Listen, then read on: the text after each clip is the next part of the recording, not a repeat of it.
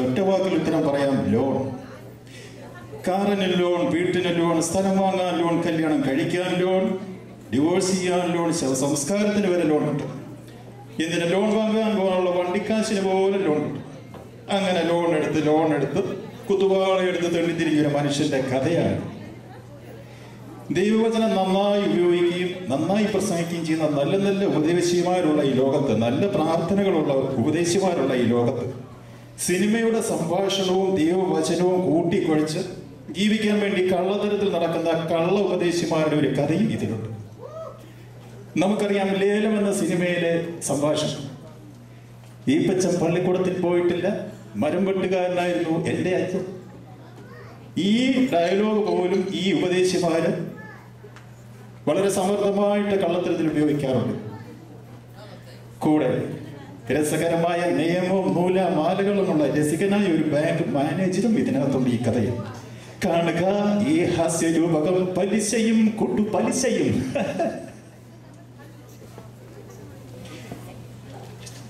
ഇതിൽ അഭിനയിക്കുന്നവർ Saji K Thomas, Mathew K Rajan, Abraham Mathew, Alex Jacob, Varghese Mampallil and Varghese T Abraham.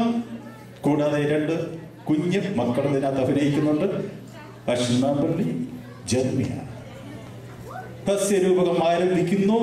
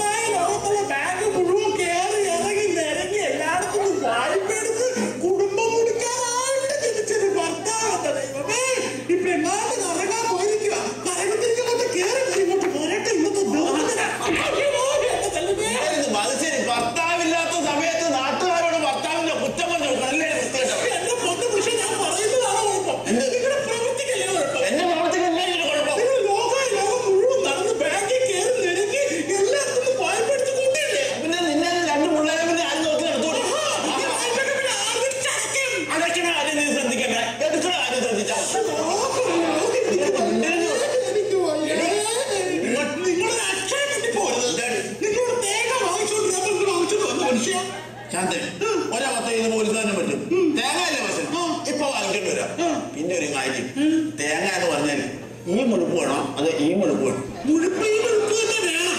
പക്ഷേ ഇതുപോലെ ആദ്യം അതിനകത്ത് വല്ലതൊക്കെ ഉണ്ടാവണം. പിന്നെ ഇന്ന് ഞാൻ ശരിയാക്കൂടി. നിങ്ങളുടെ അക്ഷരം വേണ്ടത് ഇന്ന് നിങ്ങൾ നേരെയാക്കാൻ പറ്റുമെന്ന് ഞാനൊന്ന് നോക്കട്ടെ. അതെന്താണ് നീ വീട്ടിൽ പോയി ചെയ്യണം? അയ്യോ അതല്ല, പിന്നെ നിങ്ങൾക്ക് ഉപദേശിനോട് വരാൻ പറഞ്ഞിട്ടുണ്ട്. അങ്ങനെ നിങ്ങൾ ഉപദേശിച്ച് നേരെയാക്കും. എന്നെ ഉപദേശിച്ച് ശരിയാക്കും. ഉപദേശിച്ച് എത്ര മണിക്കാണ് ഇവിടെ വരണം? 11 മണിക്ക്. 11 മണിക്ക്. അപ്പൊ അതുവരെ എനിക്ക് ഇരിക്കാല്ല.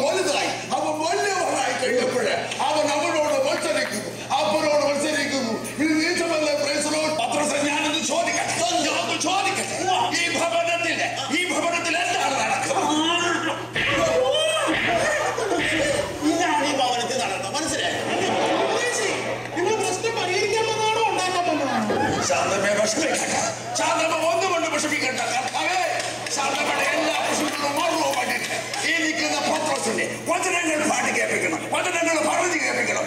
Glory glory.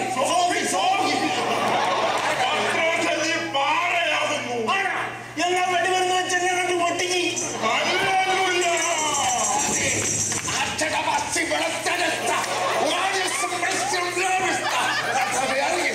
അവൻ ചിന്തിക്കുന്നു, അവൻ പറയുന്നു, അവൻ കേൾക്കുന്നു, അവനെല്ലാം അറിയുന്നു. വചനങ്ങൾ പ്രകാരം ജീവിക്കാൻ പോവുകയാണ്.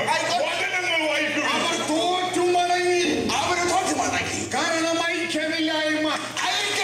കർത്താവേ, ഐക്യമില്ല. അവൻ തിരിച്ചു വരുന്നു. അവൻ വരുന്നു.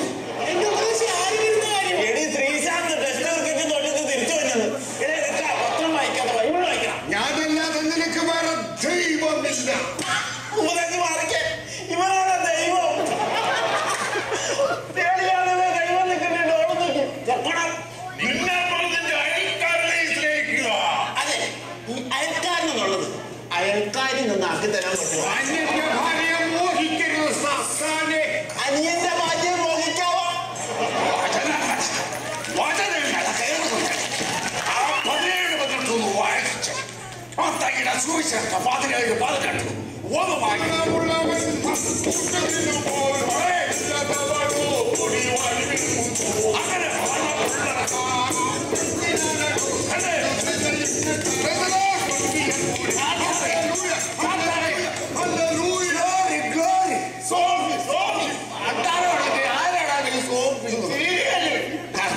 ഞാനത് ചിന്തിക്കുക, ഞാനൊന്ന് ആലോചിക്കുക. ദൈവത്തിന്റെ വചനം എത്ര നല്ലവനാണ്, എത്ര സുന്ദരനാണ് അവൻ. പണമുള്ളവൻ കൂട്ട തിന്നവൻ, പണമില്ലാത്തവൻ മടി കാരണം അവൻ പൊട്ടി വാരത്തേടി കുഞ്ഞാടി. മത്തായിയുടെ 14-15 എടുത്ത് നോക്ക്. ഉപദേശി 12-13 ഞാൻ പറയാം. മനസ്സിലായില്ല? എന്റെ തിരുവചനത്തിന്റെ കൈവിട്ടു പോകും. ഒരു കാര്യം മനസ്സിലാക്കണം. ആകാശത്തിലെ പറവകൾ വിതയ്ക്കുന്നില്ല, കൊയ്യുന്നില്ല, കളപ്പുരയിൽ ശേഖരിച്ചു ഇതുകൊണ്ടൊന്നും കല്യാണം കഴിക്കില്ല, പിള്ളേരുണ്ടാവില്ല, ബാങ്കിൽ നിന്ന് ലോൺ എടുക്കില്ല. വിവാഹം സ്വർഗത്തിൽ നടക്കുന്നു, സ്വർഗത്തിൽ. ആര് പറഞ്ഞു? എന്നിട്ട് ഞങ്ങളുടെ ഭാഗത്ത് ഓഡിറ്റോറിയത്തിൽ വെച്ചാണ്.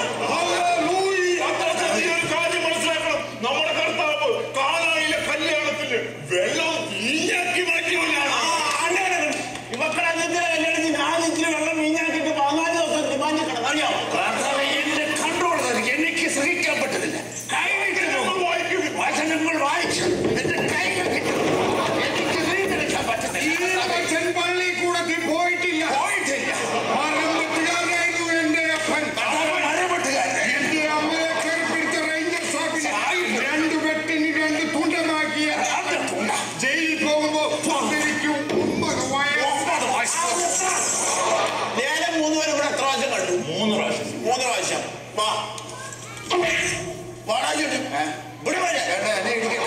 ഇങ്ങോട്ട് വരാ. അല്ലേ ഞാൻ അമ്മ വെച്ചേക്ക് ഞാൻ അങ്ങോട്ട് വരാം. നീ വാ. ഈ പഞ്ചായത്ത് വചനമായിട്ട് ഉണ്ട്.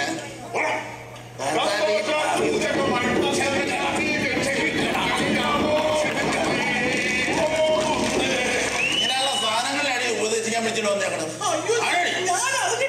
ഇന്നല്ലാതെ നീ തന്നെയാണ് മകൻ വിളിച്ചത്. മനുഷ്യൻ ഒരു കാര്യം ഞാൻ പറഞ്ഞു. എന്താണ്? ഇനി ഏതെങ്കിലും ബാങ്കിൽ കയറി ലോൺ എടുക്കുന്ന ഞാനോ എന്റെ മക്കളോ പറഞ്ഞാൽ ആ നിമിഷം ഞങ്ങൾ കെട്ടിത്തു. ആ കെട്ടിത്തവും കാര്യങ്ങളും ലോൺ എടുക്കാൻ വേണ്ട. കിഡ്നി വിൽക്കാനാ കാശ് പിടിച്ചോളാം. കിഡ്നി വിൽക്കാനും ലോൺ കിട്ടും. മാത്രമേ ചെയ്യാൻ പറയാനുള്ളൂ. മടത്തിപ്പറമ്പിൽ പത്രോസ്. അത് ഞാനാണല്ലേ? പത്രോസാണോ? ഞാനാണെന്ന് മനസ്സിലായി. ഇല്ല, ഞാൻ ചെട്ടിക്കുളങ്ങര ബാങ്കിന്റെ മാനേജർ പീതാംബരൻ. ആരെങ്കിലും ആകട്ടെ. നിങ്ങൾ ഞങ്ങളുടെ ബാങ്കിൽ നിന്ന് കുറച്ച് പൈസ ലോൺ എടുത്തിരുന്നു. നിങ്ങളുടെ ബാങ്കിൽ നിന്നല്ല, കേരളത്തിലെ മിക്ക ബാങ്കിൽ നിന്ന് ഞാൻ പലിശക്ക് ലോൺ എടുത്തിട്ടുണ്ട്. എന്നിട്ട് തിരിച്ചടച്ചോ? താല്പര്യമില്ല. താല്പര്യമില്ല. പൈസ എടുത്ത് തിരിച്ചടക്കാൻ താല്പര്യമില്ല. അപ്പൊ ഞാൻ വന്നതിന്റെ ഉദ്ദേശം എന്താണെന്നറിയാം? ജപ്തി നടപടിയുമായിട്ടാണ് ഞാൻ വന്നിരിക്കുന്നത്. സന്തോഷം. അതായത് എന്താ മനസ്സിലായി? ഞാൻ ജപ്തി നടപടി. അപ്പൊ നിങ്ങളൊരു കാറിനാണ് ലോൺ എടുത്തെങ്കിൽ ആ കാർ ഞങ്ങൾ കൊണ്ടുപോകും. വീടിനാണ് ലോൺ എടുത്തെങ്കിൽ വീട് ഞങ്ങൾ കൊണ്ടുപോകും. ഇപ്പൊ സ്ഥലത്തിനാണ് ലോൺ എടുത്തെങ്കിൽ ആ സ്ഥലത്തെ മണ്ണടക്കം ഞങ്ങൾ കോരിക്കൊണ്ട് പോകും. സന്തോഷം. ആ ശരി. താൻ എന്തിനു വേണ്ടി ലോൺ എടുത്തായിരുന്നു? ഞാനിവിടെ വിവാഹം കഴിക്കാൻ വേണ്ടി ലോൺ എടുത്തതാ. അപ്പൊ ഞങ്ങൾ ഭാര്യനെ ജപ്തി ചെയ്തു. ബാങ്കിന്റെ നിയമം തന്നെ ഭാര്യയെ ഞങ്ങൾ ജപ്തി ചെയ്തു. സ്ത്രീകളൊക്കെ ജപ്തിയാ നിയമമുണ്ട്. ഉണ്ടല്ലേ? മനുഷ്യൻ നിങ്ങൾ വായ്പ എടുത്ത് എനിക്കുണ്ടായ ഗതികേട് കണ്ടല്ലോ.